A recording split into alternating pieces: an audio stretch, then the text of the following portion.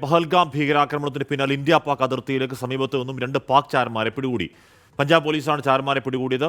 ഭീകരരുടെ പ്രാദേശിക പിന്തുണ തകർക്കാൻ NIA നീക്കം തുടരുകയാണ്. ഭീകരർക്ക് സഹായം നൽകുന്ന ഓവർഗ്രൗണ്ട് വർക്കേഴ്സ് അവരെ തിരിച്ചറിഞ്ഞ് പിടികൂടാനാണ് പ്രത്യേക നടപടി. അതിനിടെ പാകിസ്ഥാനിലേക്ക് ഒഴുകുന്ന ഛനാം നദിയിലെ ജലത്തിന്റെ അളവ് കുറച്ച് ഇന്ത്യ.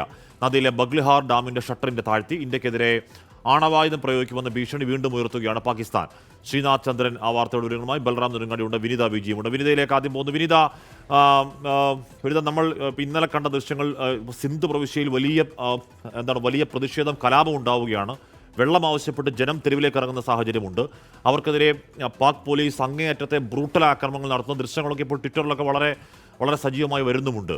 ഇപ്പോൾ ബഗ്ലഹാർ അണക്കെട്ട് കൂടി അടയ്ക്കാനുള്ള തീരുമാനം അവിടുത്തെ പാകിസ്ഥാനിലേക്കുള്ള ജലദൗർലഭ്യത്തിന് വലിയ തോതിൽ കുറവുണ്ടാക്കുന്ന നടപടിയാണ്. ശക്തമായി തന്നെ ആ വിഷയത്തിൽ രാജ്യം മുന്നോട്ടേക്കാണ്. വിനീത,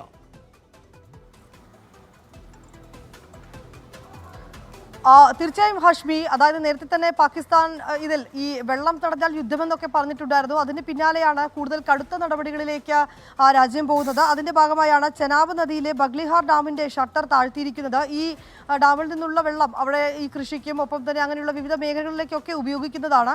ഇത് അവിടെ പാകിസ്ഥാനിലേക്കുള്ള ജലമുഴക്ക് കുറയ്ക്കാനും ഒപ്പം അവരെ കൂടുതൽ വലിയ പ്രതിസന്ധിയിലേക്കാക്കാനും ഒക്കെയുള്ള ഒരു സാധ്യതയുണ്ട്. ഒരു ഹ്രസ്വകാല നടപടി എന്നാണ് ഇതിനെ സർക്കാർ വൃത്തങ്ങൾ സൂചിപ്പിച്ചിരിക്കുന്നത്. പക്ഷേ പിന്നാലെ തന്നെ കൂടുതൽ കടുത്ത നടപടികളിലേക്ക് കൂടി പോകാനുള്ളൊരു സാധ്യത കൂടിയുണ്ട്. ജലം അതോടൊപ്പം തന്നെ കിഷൻ ഗംഗ ഡാമിലും സമാന നടപടികൾ അധികം വൈകാതെ തന്നെ സ്വീകരിക്കുമെന്നുള്ള സൂചനകൾ കൂടി ഈ ഘട്ടത്തിൽ ലഭിക്കുകയാണ്. വിനിത വിജയാണ് ചെനാബ് നദിയിൽ ബഗ്ലഹാർ അണക്കെട്ട് അടച്ചതുമായി ബന്ധപ്പെട്ട വിവരങ്ങൾ നൽകിയത്. എന്ന് പറഞ്ഞാൽ നേരത്തെ നമ്മൾ ഈ സിന്ധു നദീജല കരാർ നിലനിൽക്കുമ്പോൾ ഈ ഡാം തുറക്കുന്നതും ഡാം അടയ്ക്കുന്നതുമൊക്കെ പാകിസ്ഥാൻ അറിയിക്കാൻ നമ്മൾ ബാധ്യസ്ഥരാണ്. ഇപ്പോൾ നമ്മൾ ആ കരാർ മരവിക്കുന്ന പശ്ചാത്തലത്തിൽ അത്തരത്തിൽ അറിയിക്കാനുള്ള ഒരു ബാധ്യതയും നമുക്കില്ല. അപ്പോൾ പാകിസ്ഥാനെ വരൾച്ചയിലേക്കോ പാകിസ്ഥാനിലെ വെള്ളപ്പൊക്കത്തിലേക്കോ ഒക്കെ തുറന്നു വിടാനുള്ള ശേഷി അതിർത്തിക്ക് ഇപ്പുറം രാജ്യത്തിനുണ്ട് എന്ന് പാകിസ്ഥാൻ മനസ്സിലാക്കിയ നല്ല കാര്യം.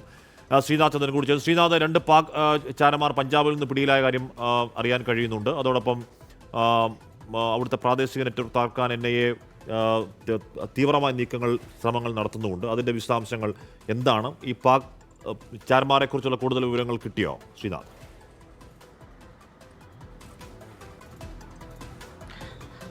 തീർച്ചയായും ഇവരുടെ പേര് വിവരങ്ങൾ ഇപ്പോൾ ലഭ്യമാവുന്നുണ്ട്. ഷേർ മസീഹ് എന്നും സൂരജ് മസീഹ് എന്നും പേരുള്ള 2 പേരാണ് എന്നതാണ് ഇപ്പോൾ മനസ്സിലാക്കുന്നത്. 2 പേരും ഇപ്പോൾ പഞ്ചാബ് പോലീസിന്റെ കസ്റ്റഡിയിലുണ്ട്. അവരെ ചോദ്യം ചെയ്ത് വരികയാണ്. അമൃത്സറിലെ ഈ എയർഫോഴ്സിന്റെയും മറ്റും ക്യാമ്പിന്റെ വിഷ്വൽസും മറ്റും ഫോട്ടോയും വീഡിയോസും ഒക്കെ ഇവർ പകർത്തി പാകിസ്ഥാൻ സൈന്യത്തിന് അയച്ചു കൊടുത്തു എന്നതാണ് പ്രാഥമികമായി പോലീസിന് കിട്ടിയ വിവരം. അതേ തുടർന്നാണ് ചോദ്യം ചെയ്യുന്നത്. ഇവർക്ക് മറ്റ് സഹായികൾ ഉണ്ടോ എന്ന കാര്യത്തിലടക്കം വ്യക്തത വരേണ്ടതുണ്ട്. ഇതൊക്കെ തന്നെ ഈ ചോദ്യം ചെയ്യലാണ് വ്യക്തമാവുക. പാകിസ്ഥാനുമായുള്ള ബന്ധം വഷളായി ഈ അതിർത്തി മേഖലകളിൽ ഇരു രാജ്യങ്ങളും സൈന്യത്തെ അണിനിരത്തി കഴിഞ്ഞിരിക്കുകയാണ്. അപ്പോൾ സൈന്യത്തിൻ്റെ മൂവ്മെൻറ്റ്സ് ഇന്ത്യൻ ഭാഗത്ത് നിന്ന് സേനയുടെ വിന്യാസം അടക്കമുള്ള കാര്യങ്ങളൊക്കെ തന്നെ പാകിസ്ഥാൻ വിവരം ചോർത്തി നൽകാൻ വലിയ തോതിൽ ചാരന്മാരെ ഈ മേഖലയിൽ നിയോഗിച്ചിട്ടുണ്ടാകാം എന്നൊരു സൂചന ഈ അറസ്റ്റുകളിൽ നിന്ന് ഉണ്ടാകുന്നുണ്ട്. കാരണം കഴിഞ്ഞ ദിവസമാണ് രാജസ്ഥാനിലെ ജയ്സാൽമീറിൽ നിന്ന് പത്താൻ ഖാൻ എന്ന മറ്റൊരു ചാരനെ കൂടി ഈ പോലീസ് പിടികൂടിയത്.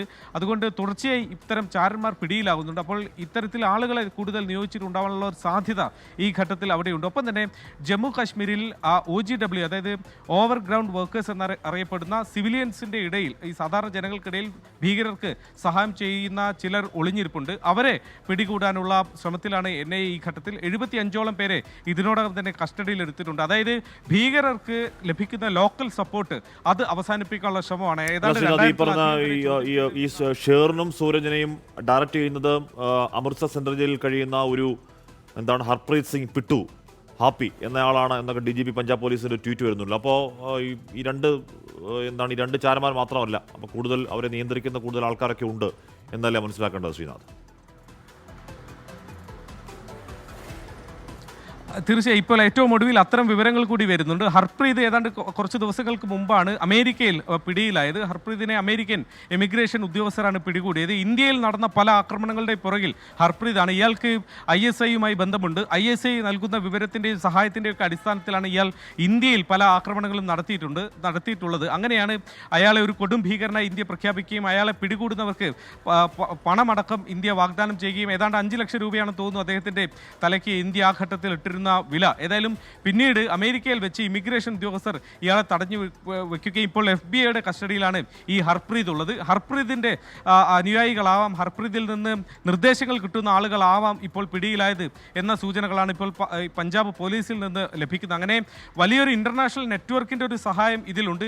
അപ്പോൾ ഹർപ്രീതുമായ ഒരു കണക്ഷൻ ഈ പിടിയിലായ ചാരന്മാർക്കുണ്ടെങ്കിൽ തീർച്ചയായും അത് ചെന്നെത്തുന്നത് ISIയിലേക്കാണ്. അതുകൊണ്ട് പാകിസ്ഥാൻ ചാര സംഘടന നിയോഗിച്ച ചാരന്മാർ തന്നെയാകും ഇവർ എന്ന് നമുക്ക് ഏതാണ്ട് ഈ ഘട്ടത്തിൽ ഉറപ്പിക്കാൻ കഴിയും. അങ്ങനെയാണെങ്കിൽ ജയ്സാൽമീറിൽ നിന്ന് പിടിച്ച പത്താൻ ഖാനും ഒപ്പം ഇപ്പോൾ പിടിയിലായ പഞ്ചാബ് പോലീസ് പിടികൂടിയ രണ്ടുപേരും ഇത്തരത്തിൽ സൈന്യത്തിൻ്റെ വിവരങ്ങൾ, സൈന്യം എവിടെയൊക്കെ ഏതൊക്കെ ആയുധങ്ങൾ എങ്ങനെയൊക്കെ സൈനികരെ നിയോഗിച്ചിട്ടുണ്ട്, വിന്യസിച്ചിട്ടുണ്ട് തുടങ്ങിയ വിവരങ്ങളൊക്കെ ചിത്രങ്ങൾ സഹിതം ISIക്ക് ചോർത്തി കൊടുക്കുന്ന രണ്ടുപേരാണ് ഇപ്പോൾ അറസ്റ്റിലായിട്ടുള്ളത്.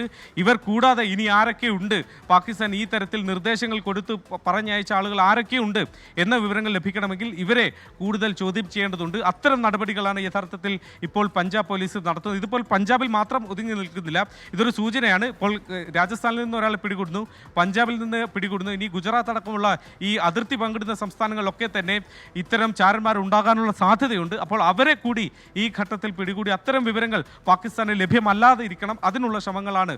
ആ വിവരങ്ങൾ ബ്ലോക്ക് ചെയ്യേണ്ട ഉത്തരവാദിത്വം കൂടി ഇപ്പോൾ പോലീസ് അടക്കമുള്ള സംവിധാനങ്ങൾക്ക് വന്നിരിക്കുകയാണ്. ഹഷ്മി.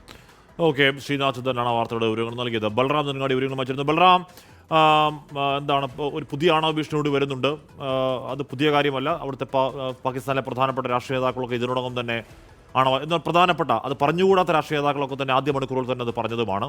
പാകിസ്ഥാൻ്റെ കൂടുതൽ ഇപ്പോൾ ഇന്നലെ അബ്ദാലി മിസൈൽ അവർ ഒരു കൊടിയ പ്രൊവോക്കേഷൻ എന്നുള്ള നിലയ്ക്ക് തന്നെ പരീക്ഷിക്കുന്നു. പാക് പ്രകോപനങ്ങൾ ഒരു മയവില്ലാതെ അയവില്ലാതെ തുടരുകയുമാണ്. ബൽറാം.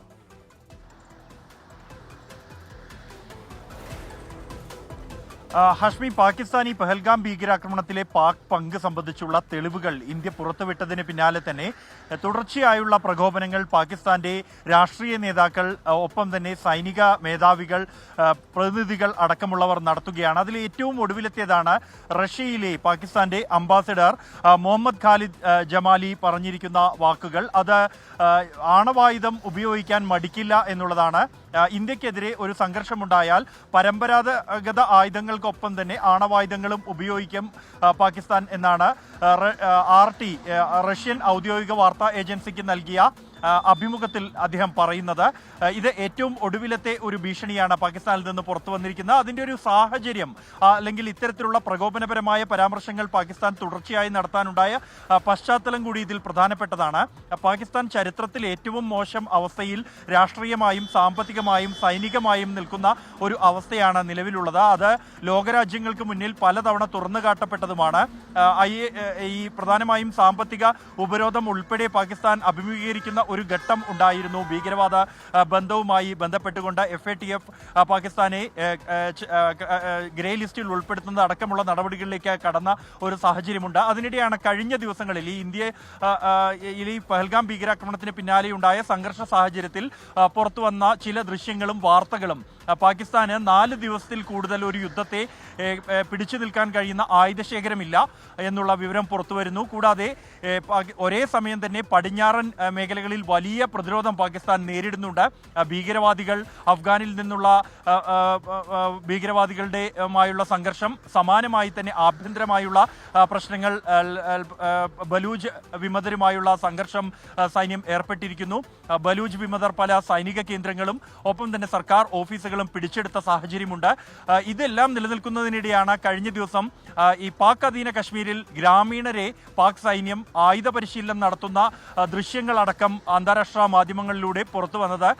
ഇത് പാകിസ്ഥാനിൽ മതിയായ സൈനിക ബലം പോലും ഇല്ല എന്നും അതിനാൽ നാട്ടുകാരെ ആശ്രയിക്കേണ്ട സാഹചര്യം ഉണ്ടായിരിക്കുന്നു എന്നതടക്കമുള്ള റിപ്പോർട്ടുകൾ വന്ന ഒരു പശ്ചാത്തലത്തിലാണ് ഇത്തരത്തിൽ വലിയ തോതിൽ തങ്ങൾക്ക് ശേഷിക്കൊരു കുറവുമില്ല, ആണവായുധമുണ്ട്, അത് ഉപയോഗിക്കുമെന്ന തരത്തിലുള്ള ഭീഷണികൾ ഉയർത്തുന്നത്. ഓക്കെ, ബൽറാം നെടുങ്ങാടിയാണ് ആ വാർത്തയുടെ വിവരങ്ങൾ നൽകിയത്. ബൽറാം നെടുങ്ങാടി, വിനീത VG, ശ്രീനാഥ് ചന്ദ്രൻ. എന്തായാലും അതിർത്തിയിൽ എന്തിനും സജ്ജമായി രാജ്യത്തിന് 3 സേനകളും നിലയുറപ്പിച്ചിട്ടുണ്ട്. ഒരു ഉത്തരവാണ് അവർ പ്രതീക്ഷിക്കുന്നത്. ആ ഉത്തരവ് എപ്പോൾ, ഏത് രീതിയിൽ, എങ്ങോട്ടേക്ക്, ഏത് എക്സ്റ്റൻഡിൽ എന്നൊക്കെയുള്ള ചോദ്യങ്ങളാണ് ഇപ്പോഴും അങ്ങനെ ആകാംക്ഷയായി നിൽക്കുന്നത്. ഉടനത് സംഭവിക്കാതിരിക്കില്ല.